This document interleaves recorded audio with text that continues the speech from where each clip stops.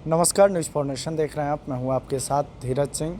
बोचाहां विधानसभा seat पर उपचुनाव हो रहा है। इसको लेकर एनडीए के दो घटक दल बीजेपी और वीआईपी आमने सामने हैं, जिसमें मुकेश सहनी ने रमई राम की बेटी गीता कुमारी को एक तरफ से टिकट दिया, वहीं बीजेपी ने बेबी कुमारी, जो कि वहां से पूर्व विधायक रही हैं, उन्होंने मौका दिया। इसको लेकर जब आज बिहार सरकार में मंत्री नितिन नवीन से पूछा गया कि क्या अब मुकेश सहनी को एनडीए से बाहर माना जाए, चूँकि वो लगातार जिस तरीके से पहले यूपी चुनाव में उन्होंने बीजेपी के खिलाफ प्रत्याशी उतारा, उसके बाद एमएलसी का जो चुनाव हो रहा है उसमें भी बीजेपी के खिलाफ प्रत्याशी उतारा, उसके बाद अब बिहार विधानसभा का जो उपचुनाव हो रहा है जिसमें बोचाहां का सीट है, वहाँ भी बीजेपी के खिलाफ प्रत्याशी उतारा। तो उसको लेकर उन्होंने कहा कि मुकेश सहनी को पहले ही बीजेपी ने मौका दिया था, लेकिन उस मौके को भुनाने में मुकेश सहनी कहीं ना कहीं असफल रहा है। इसीलिए अब वो एनडीए से अलग हो चुके हैं। अब वो अपना रास्ता देख ले कि किस तरफ उनको जाना है और क्या करना है। जब उनसे पूछा गया कि क्या मुकेश सहनी की अब जो मंत्री पद की सदस्यता है वो जल्दी समाप्त कर दी जाएगी, उसको लेकर उन्होंने कहा कि शीर्ष नेतृत्व तय करेगा कि क्या करना है। लेकिन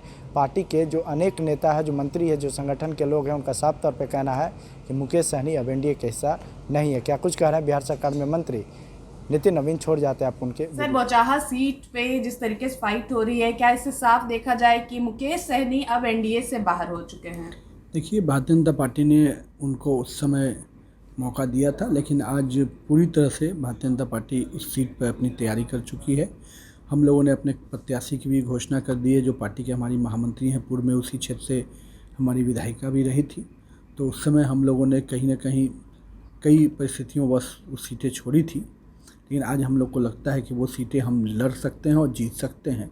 और हमारी प्रत्याशी भी वहाँ से विधायिका रही हैं और काफ़ी संघर्षशील महिला रही हैं, और उन्होंने समाज के साथ जिस प्रकार से मिलकर काम किया है, तो हम आश्वस्त हैं कि बेबी कुमारी के रूप में एक अच्छा जनप्रतिनिधि वहाँ मिलेगा। मुकेश सहनी अब एनडीए के हिस्से में नहीं है। देखिए, अब ये तो उनको तय करना है। भारतीय जनता पार्टी ने जो तय किया है वो चीज़ें जनता के बीच में और पब्लिक डोमेन पे हम लोगों ने दिया है। भी अपना कैंडिडेट उतारे हुए हैं। अरे, दो हाथ करने का हर आदमी को अधिकार है, उनको भी है। उनको मौका लगता है कि उनको लगता है कि बीजेपी से और आरजेडी से लड़ना है, तो किससे लड़ना है, बिहार का हित किस में है, ये भी उनको सोचना चाहिए। अगर किस रूप में और किस एजेंडे पर चुनाव लड़ रहे हैं, ये तो जनता को बताना पड़ेगा ना। खाली कैंडिडेट देने से नहीं होता, एजेंडा क्या है। हमारा तो एजेंडा है कि कहीं ना कहीं हम बिहार के विकास रथ को आगे बढ़ाना चाहते हैं, और हम लोगों ने उसको करके दिखाया है। तो अब बिहार के हित में जो लोग चुनाव लड़ते हैं और जो लोग अपोजिशन में, उनके पास भी कुछ एजेंडा होगा। तो मुझे तो लगता है कि ना वो अपोजिशन में है ना सरकार के एजेंडे पे हैं, तो कहाँ हैं वो तो खुद उनको बताना चाहिए कि एजेंडा विहीन राजनीति तो चलती नहीं है। आज बिहार अपना 110वां